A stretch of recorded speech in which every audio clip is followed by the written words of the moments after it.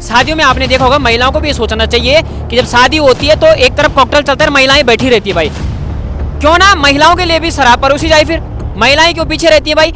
अधिकतर देखते हैं कि महिलाएं बैठी रहती है, शराब आदमी पी रहा है, फिर रात को झगड़े हो रहे हैं, कहीं ना कहीं किसी का सर लग रहा है, किसी का कुछ लग रहा है।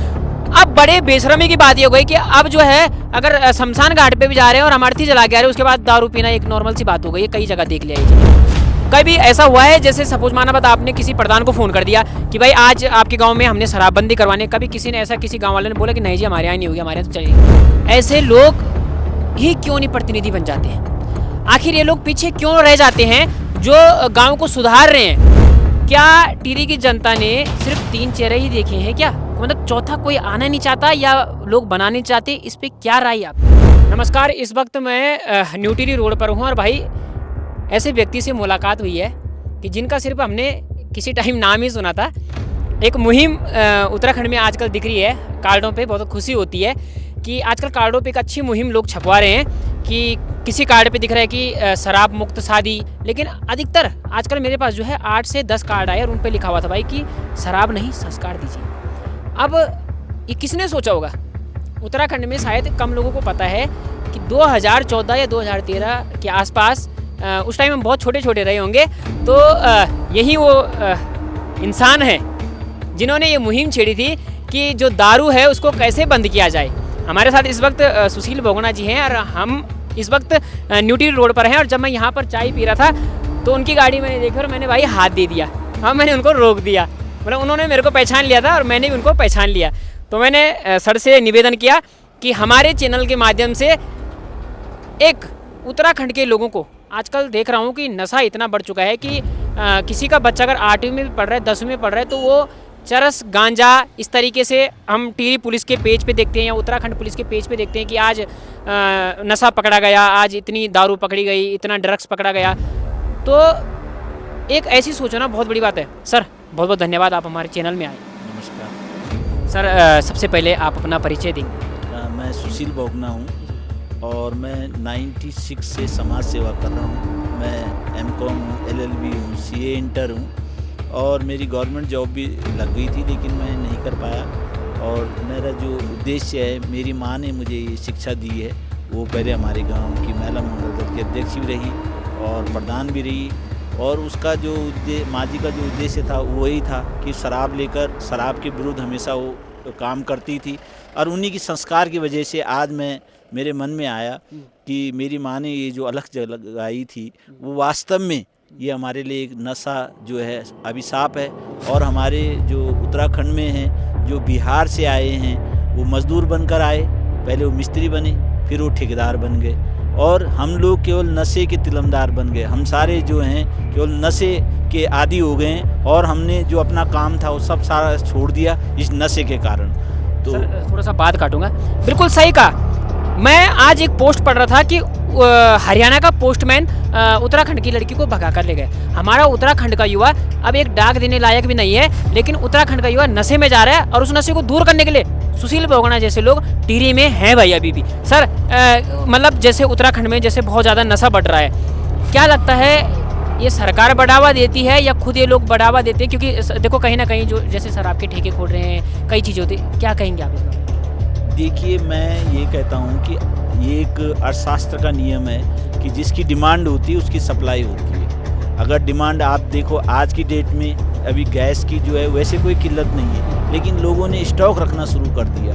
जिसको पहले एक गैस सिलेंडर जो घर में रखता था वो 3-3 लेने लग गया। तो जब डिमांड ज़्यादा होगी तो सप्लाई भी बढ़ेगी। अब सरकार को भी सप्लाई बढ़ानी पड़ रही है। जब डिमांड ज़्यादा है तो सरकार तो ठेका खोलेगी, सप्लाई तो करेगी, नहीं तो लोग क्या करेंगे?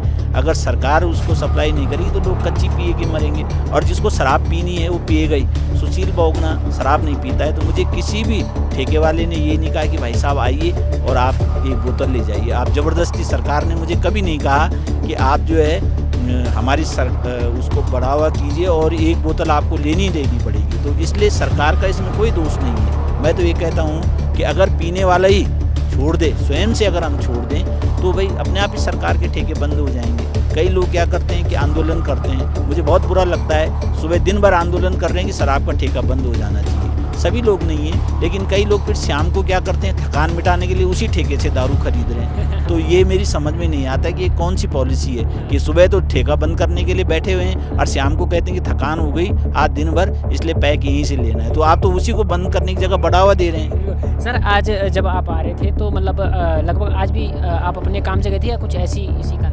नहीं, मैं आज जो हूँ हमारे जाखनीदार क्षेत्र में एक रतौली है, धनौली है, इन लोगों ने मुझे आमंत्रित किया था और वहाँ पर भी आज लोगों ने शपथ ली है कि हम अपने शादी ब्याह में और किसी भी धार्मिक, और एक सबसे बड़ी बात जो उन्होंने कही है कि हम राजनीतिक रूप में भी अगर कोई राजनीतिक कार्यक्रम भी होगा उसमें भी हम शराब का, जो शराब पिलाएगा हम उसका विरोध करेंगे और उस पर अर्थदंड लगाएंगे। साथ ही साथ उन्होंने जो गांव में फेरी करने आते हैं या इस तरह का करते हैं उन पर भी प्रावधान किया है कि हम जो है उन पर दंड करेंगे। और उन्होंने एक ग्राम समाज सुधार समिति बनाई है जिसमें पुरुष और महिला और नौजवान सबका योगदान है।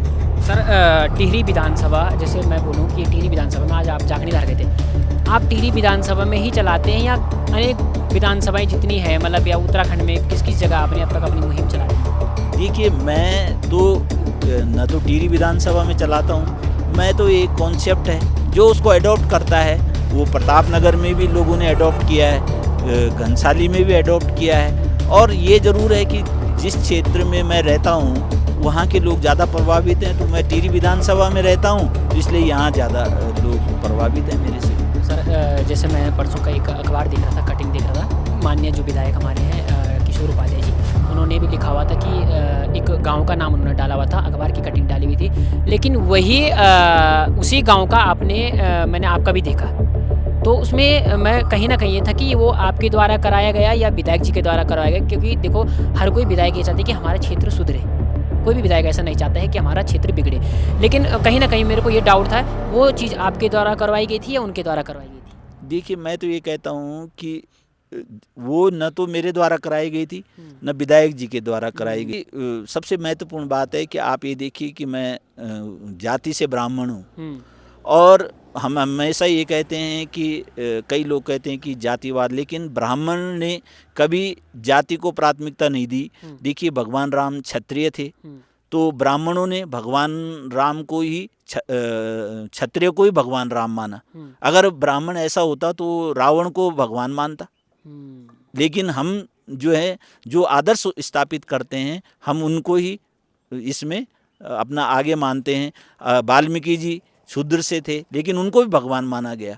तो हम ये कहते हैं कि कर्मों के आधार पर उसके जाति का वर्णन किया गया था, जिसके कर्म अच्छे थे वो ब्राह्मण था। लेकिन हम ये मानते हैं कि जो चुनाव है वो जाति पर बंट जाता है। उस समय आदमी को ये नहीं देखना चाहिए कि किस जाति का है, बल्कि ये देखना चाहिए कि इसके कर्म किस जाति के हैं।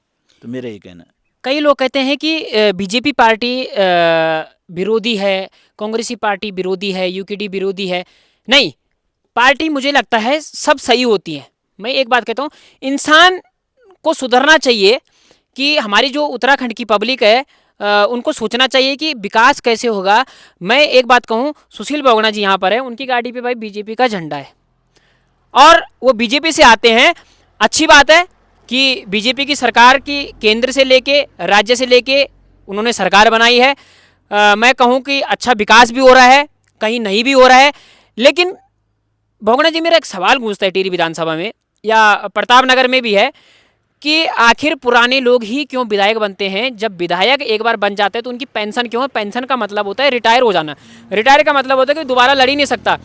क्या टिहरी की जनता ने सिर्फ 3 चेहरे ही देखे हैं क्या? मतलब चौथा कोई आना नहीं चाहता या लोग बनाने चाहते? इस पर क्या राय है आपकी? देखिए, ये जो राजनीति है ये बड़ी संघर्ष है और इसमें जो है सिद्धांत नहीं होता है। चाहे आप ये देखिए कि महाभारत जो थी वो राजनीति से प्रेरित थी, क्योंकि उसमें आप ये देखिए कि भाई भाई को लड़ा दिया गया, जबकि रामायण जो है एक आदर्शवाद थी। तो राजनीति में सब जायज़ है, लेकिन मैं ये मानता हूँ कि भारतीय जनता पार्टी को मैं इसलिए ज्वाइन किया हूँ कि वो राष्ट्र प्रथम को मानती है। उसके लिए राष्ट्र प्रथम है और हमें सिखाया भी जाता है, आजकल प्रशिक्षण हो रहा है, हमें सिखाया भी जाता है कि हमारे लिए राष्ट्र प्रथम है और हम लोग जो हम कार्यकर्ता लोग हैं, हम लोग ये देखते हैं कि भाई राष्ट्र के हित के लिए कौन काम करेगा। अब महत्वपूर्ण ये होता है कि जो चेहरे अभी तक आ रहे हैं उसमें जनता का कोई दोष नहीं है। हो सकता है कि पार्टी की नज़र में पार्टी रिस्क नहीं लेना चाहती है, पार्टी की नज़र में लग रहा है कि जो जीत रहे हैं उन्हीं को टिकट दिया जाए, नए को दे के कहीं ऐसा ना हो कि हमारा जो सीट है वो गायब हो जाए। टिहरी में सबसे बड़ी समस्या है, उस समस्या से मैं भी जूझ रहा हूँ, क्योंकि अगर मैंने माई पकड़ा है इसका मतलब आप ये ना समझे कि पत्रकारों को कोई दर्द पीड़ा नहीं होती। सबसे ज़्यादा पीड़ित मैं रहता हूँ, सबसे ज़्यादा, क्योंकि मेरी खबरें आप देखते होंगे कि जब मैं ग्राउंड पर उतरता हूँ, एक अकेला मैं इस चैनल का हूँ जो चलाता हूँ इस चैनल को, लेकिन अधिकतर बीमार रहता हूँ। मैं टिहरी अस्पताल जब जाता हूँ तो मेरे को कोई सुविधा नहीं मिलती वहाँ पे। जैसे अल्ट्रासाउंड का डॉक्टर है वहाँ पे जो है 2 दिन नरेंद्र नगर, 2 दिन यहाँ, 2 दिन बालेश्वर बैठते हैं। एक ही डॉक्टर 3 जगह देख रहा है। मेडिकल कॉलेज के लिए विधायक जी ने यहाँ घोषणा की थी कि मेडिकल कॉलेज बनेगा, 5 साल कंप्लीट होने वाले हैं, अब जो है अगला चुनाव आने वाला है। मेडिकल कॉलेज को लेकर आपको क्या कहना है, क्या ये बनना चाहिए था या नहीं बनना चाहिए था? देखिए, जो मेडिकल कॉलेज की बात है वो मेरे स्तर का मामला नहीं है। जिस दिन मैं इस लायक हो जाऊंगा उस दिन आप जरूर मुझसे सवाल पूछिएगा।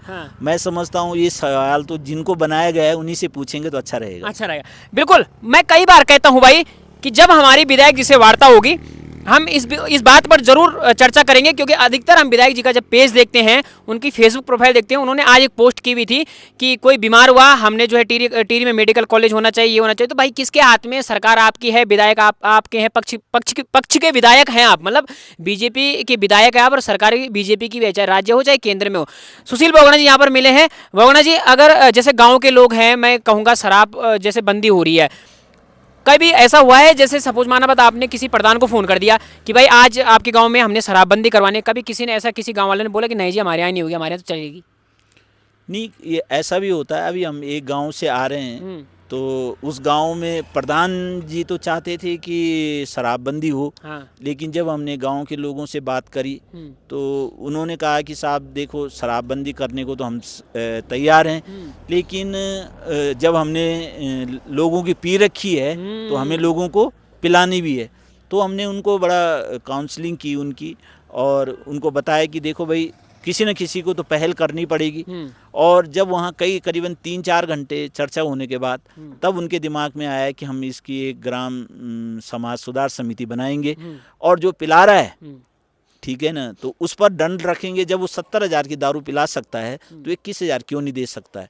तो पहले उसका विरोध होता है, लेकिन बाद में हमने खुद, अभी मैं आ रहा हूँ, आप देखेंगे तो मैंने वहाँ भी बोला कि भाई आप अपने लड़के की, आदमी किस लिए जीता है? अपने बच्चों के लिए जीता है, और अपने लड़का और लड़की की शादी में यदि वो शराब पिला रहा है तो उसका खुशी का माहौल है, तो हम क्यों शराब बंद करें? तो मैंने फिर उनसे बोला कि ठीक है भाई, मैं भी शराब पीना चाहता हूँ, लेकिन आप बताओ कि शराब में क्या खासियत है कि जिसकी वजह से आप लोग शराब पीते हो? तो मैंने कहा इससे पीने से एक तो आपका लीवर भी खराब होगा, और इससे कोई माने आपके शरीर को कोई फ़ायदा नहीं होगा। तो मैंने कहा इससे बढ़िया ये करो कि जब आप 70,000 की दारू पिलाते हो, खुशी के लिए पिलाते हो, तो उसकी जगह आप अपने बेटे के या अपनी बहू के या अपनी लड़की के नाम से कहीं पर स्ट्रीट लाइट लगा दो, और वहाँ पे लिख दो कि फलानी लड़की की शादी में ये हमारे, उनके उसमें ये हमारे ग्राम सभा को दी गई है। तो लोग उसके बाद समझे कि वास्तव में खुशी के लिए, क्योंकि आजकल दिखावा हो गया। शराब आदमी इसलिए नहीं पिला रहा है कि वो पिलाना चाहता है, बल्कि वो इसलिए पिलाना चाहता है कि पड़ोसी ने अगर 70 की पिलाई तो मैं 1.5 लाख की, उसको केवल अपने दुख से वो परेशान नहीं है, पड़ोसी के सुख से ज़्यादा परेशान है। तो कंपटीशन ज़्यादा हो गया। घर में अगर वो कर्जा लेके शराब पिलाएगा, लेकिन ये नहीं देखेगा कि मेरी हैसियत इस लायक है कि नहीं है। तो ये दिखावा जो है ये हमारे इस प्रवृत्ति को ज़्यादा बढ़ा रहा है। बिल्कुल। मैं कई बार कहता हूँ कि भाई महिलाएं जो हैं शादियों में, आपने देखा होगा, महिलाओं को भी ये सोचना चाहिए कि जब शादी होती है तो एक तरफ कॉकटेल चलता है, महिलाएं बैठी रहती है। भाई क्यों ना महिलाओं के लिए भी शराब परोसी जाए? फिर महिलाएं क्यों पीछे रहती है? भाई अधिकतर देखते हैं कि महिलाएं बैठी रहती है, शराब आदमी पी रहा है, फिर रात को झगड़े हो रहे हैं, कहीं ना कहीं किसी का सर लग रहा है, किसी का कुछ लग रहा है। अब बड़े बेशर्मी की बात ये हो गई कि अब जो है अगर शमशान घाट पे भी जा रहे हैं और अमरती जला के आ रहे हैं, उसके बाद दारू पीना एक नॉर्मल सी बात हो गई है। कई जगह देख लिया ये चीज़ें, इस पर भी शर्म करने। बोगना जी, एक आखिरी सवाल है। मुझे लगता है कि टिहरी विधानसभा के लोगों को ये सोचना चाहिए कि ऐसे व्यक्ति को आगे आना चाहिए, मतलब आप जैसे अगर कोई और लोग भी हैं उनको भी आगे आना चाहिए, आपको भी आगे आना चाहिए। क्या लगता है इस बार आप दावेदारी करेंगे या नहीं करेंगे? देखिए, हम तो एक सिपाही हैं और सिपाही हमेशा बॉर्डर में तैयार रहता है। तो हमारी दावेदारी तो तब से है जब से हमने समाज सेवा शुरू कर दी है। हाँ। हम हमेशा दावेदार हैं, लेकिन हमारा जो है, अगर पार्टी हमें कुछ मौका देती है तो हम जरूर करेंगे, और पार्टी जो भी हमें सेवा करने का मौका देगी हम तैयार रहेंगे। तैयार हैं भाई। आज के जो हमारे मेहमान थे, जिनको हमने रास्ते में पकड़ा है भाई, पकड़ा है कहेंगे भाई, ऐसे लोग मिलते बहुत कम है, क्योंकि जो समाज सेवक होते हैं वो नाम कम। अगर हम इनके फॉलोवर्स की बात करेंगे फेसबुक पे, तो इनके मुश्किल से 4 से 5 हज़ार ही फॉलोवर हैं, जबकि इनके काम 2014 से शुरू हैं। लेकिन आखिर जनता उनको पसंद नहीं करती है, जो लोग अच्छे काम करते हैं उनको नहीं करती। आजकल लोग उनको पसंद करते हैं। अगर आपके घर पे अगर 4 पेटी 1 पेटी 1 बोतल अगर पहुंचा दी है दारू, तो लोग उसमें ढल जाते हैं।